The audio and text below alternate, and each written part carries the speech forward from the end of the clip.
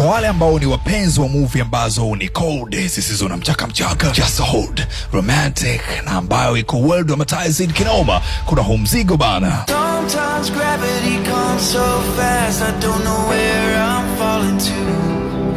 So ni story ya huyu mwamba ambaye anaitwa Matt Taylor ambaye anaishi nchini Marekani, na huyu mwamba bana alikuwa na hili goma lake ambalo linaitwa Heather. Huyu bidada alikuwa na asili ya nchini Italia. So wawili walikuwa ni wapenzi, na ikuchukua muda pia mwamba akaamua kabisa aweze kujimilikisha goma, na akamemfisha pete, na plan na ahadi pia ni kwamba atamuoa siku moja na ndoa itafanyika Rome, Italia. Sasa ikafika siku bana, Rome, Italia. Leo ikawa ni siku ya ndoa yao kanisani, na Matt Taylor tayari yuko mbeleni akisubiri goma lake liweze jitokeza bana. Lakini cha kushangaza, time ikawa inaenda inakata, na bidada hatokei. Mwamba namsubiri tu kwa altar, kwani siko alfa na omega. Ndoke hapo, mbona picha inageuka inashangaza, ila kajipa moyo, huenda bidada amekwama kwenye foleni kamata. Lakini uweze amini, subiri sana huku na kule saka, lakini bidada akawa hajatokea bana. Sasa hichi kitu kakimuumiza sana Taylor, na alisubiri sana hii siku. Alipoenda kujaribu kuulizia, akaambiwa kwamba bidada alifika mpaka mlangoni, lakini hafla bana akapokea konga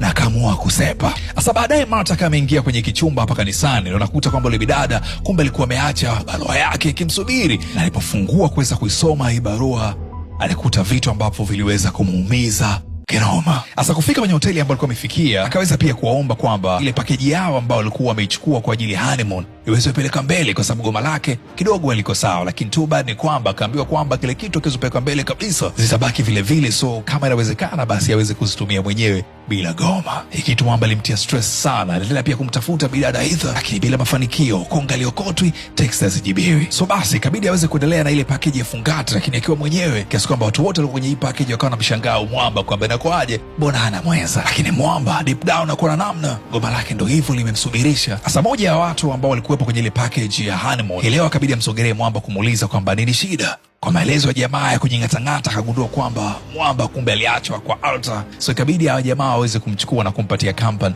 ya pamoja wakati wote huu ya masikitiko yake ya kulikosa goma kwa honeymoon. Sasa mara nyingi ujamaa alikuwa anakuja kwa hii cafe hapa kuweza kupata mbili tatu, na kila mara alipokuwa akija hapa kuna bidada pia kwa nakutana naye wa kuitwa Jia. So stories za huku na kule mara kadhaa wakiwa kionana, nikawafanya hawa wawili pia kujikuta pia wameanza kwa pamoja kwa karibu. Na jioni ya leo bana, kwenye kuagana ubidada sakamtia kiss mwamba bila kujua kwamba ametia shoti za kutosha kwenye transformer hii iliyo karibu na mto Msimbazi.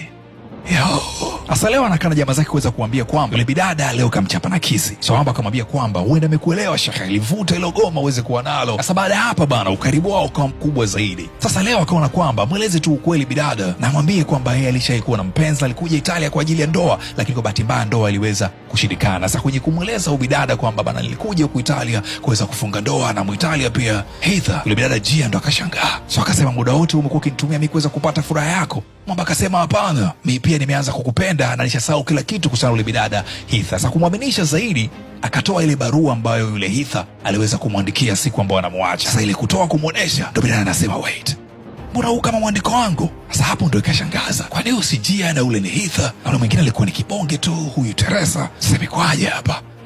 Kukumbushe kwamba kila unaponunua simu ya iPhone dukani kwa Tenga Electronics, sisi Gideoni tunapata asilimia 28 ambazo hizo zinaweza kusaidia harakati zetu. So fasa nenda Kariakoo mtaandana na Agrey kuweza kununua chapchap simu yako iPhone kuanzia 12 Pro Max mpaka 17 Pro Max, kisha uweze kusaidia harakati za Gideoni.